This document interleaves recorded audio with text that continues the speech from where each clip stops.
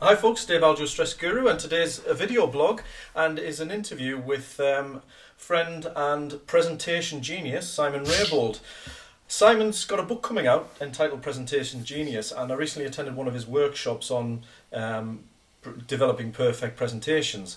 And there was a few things, there was lots of things on there that I took away personally, but in relation to two aspects that I think are particularly useful for us in managing stress. Not just pressure situations like standing up in front of people and presenting, but also just day-to-day stress and pressured situations. Some of the tips and tactics that you spoke about, Simon, I thought were really useful and really worth sharing now. So before we start, if you want to do a quick introduction, by all means give us a background, say hello to everybody. And Well, that was easy. Background, hello, my name's Simon. I spent 24 years in research before I dug my escape tunnel out of the university sector into the real world, and I started training people in how to explain what they were doing, because I found that science is a long way ahead of what people understand it to be. So I started off by training scientists in how to explain their work, and then I've moved into a broader field where I start now telling and explaining with people, anybody, how they can explain what they do much better. right, great.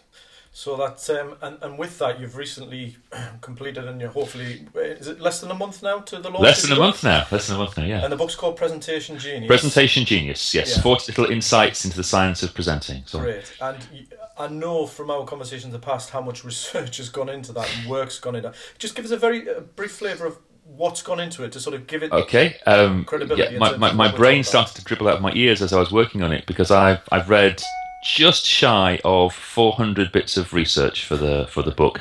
So that's peer articles, peer-reviewed articles in journals or books and that kind of thing.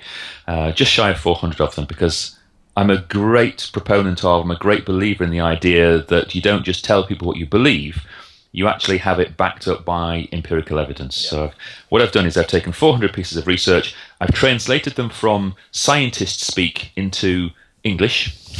The two are not always the same thing, and hopefully what the book does is, in a very accessible way, explains a lot of what the scientists now know about things like how to make presentations, but in the context of our conversation today, how to control your nerves and that kind of thing. Yeah, and as I say, I think that is something that's universal across a lot of situations, not just standing up and presenting, although it is one of those for a lot of people. Absolutely. It could be something as simple as going to ask your boss for a rise, or dealing with a difficult conversation with a colleague at work, or asking somebody out on a date, anything that's where you're going to be, that kind of situation.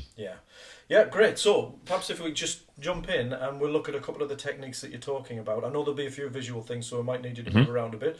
But that's okay. We've already checked forgive the state of my office. No worries. So give us a couple of tips then that would be useful for those kinds of situations. Okay. Well, I'm sure people will be familiar with the concept of something called the fight or flight syndrome, which is when your body gets pumped up on adrenaline and noradrenaline because you're frightened of something. It could be any of those things that are in the office that are worrying you. Well, the hormones that people will know about there are adrenaline and noradrenaline, I'm sure. But there's another one there called cortisol, which is kind of like, the best analogy I can give you is it's like adrenaline for the brain. It speeds up your thinking, but what it also does is narrow down what you can concentrate on. So if I'm looking at you, Dave, I see you now on the video camera. If I'm looking at you, you are the thing that scares me. The cortisol cuts in, sorry, no offense intended, and it filters out everything else so that everything I concentrate on is you. Now, from an evolutionary perspective, that makes a lot of sense, because if you're a saber-toothed tiger trying to eat me, then I want to take in as much information about you as I can. But from the point of view of somebody working in today's world, that's less helpful, because it means that I'm looking at you, you're the thing that scares me, but everything that my brain conceives of, can concentrate on, is the one thing that scares me. Now, there's loads of stuff around here that doesn't scare me, but my brain filters all of that out because of the effects of cortisol. Yeah. So what we need is something to undo the effects of cortisol. And there's a really simple trick. You feel like an idiot doing it, but there's a really simple trick which we can use, which is just to become consciously aware of your peripheral vision. And your peripheral vision, or PV for simplicity, is the stuff that you can see out of the corner of your eye that your brain's not paying attention to.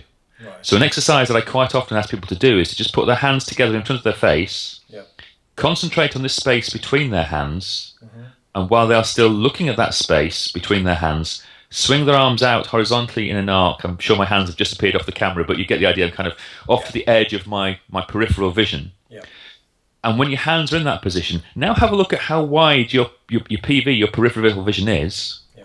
And now, when I look at you, and you're the scary thing, I consciously choose to be aware of my peripheral vision, and it dilutes the effect of you because I'm now aware of, well, I'm looking at you, you're scary, but I'm now aware of my spare monitor. Well, that's not scary. My phone down there, that's not scary. A picture that my daughter did, that's not scary. My screen cleaner, my Vaseline, my spare mouse, all of those things I can see out of the corner of my eye, my window, my printer, all of those things are not scary.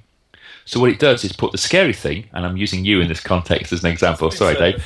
Yeah, I'm using you as an example of scary thing, but it puts you in the context of a whole raft of other things that are not scary, and it dilutes the scary effect of the thing that you're obsessing about. It could be your boss or anything that a difficult colleague, that kind of thing. Yeah.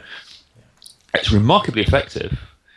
What's even more useful about it is that you don't actually have to do this whole exercise thing. Yeah. That's just an exercise to draw your attention to it. All you have to do is remember to do it. Remember to become consciously aware of your peripheral vision. Right. So it's a very, very simple trick. The only hard part is remembering to do it. Right. Yeah. And I guess a bit of practice as well. So that bit might be the first bit you do once you get used to the idea. That you can just apply absolutely. Absolutely. So sometimes my clients will practice it when they're at a red light. Yeah.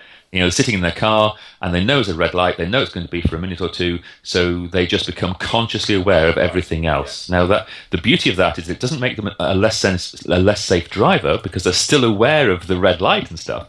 In fact, it makes them a better driver because they now become aware of the cars next to them and all of that kind of jazz. And that kind of situation is somewhere where you can practice it, or just watching the television, or chatting in the pub with your mates, or over a coffee in Costa or Starbucks, or wherever you happen to take your coffee. Yeah, and I think it is worth doing when you're not necessarily in that high stress situation first off, so you can practice it. Which absolutely. When it comes to that situation and you feel the world just shrink down, you can actually have the practice to then open it up. Yeah, and it's not difficult. In fact, it's very easy. You just have to be aware. Be aware of doing it. Yeah, great. That's a good technique. That's a great one, and I can see from my own experiences in the past how that for me would be very helpful, and I have practiced it since actually. So that's a great one. So thank you. It's a good one. You're very welcome. It's a good one. I like it. It's the beauty of that one is it works just like that. It's going to work tomorrow. Yeah. There's no great skill behind it. You just have to, as the Nike adverts say, just do it. Yeah.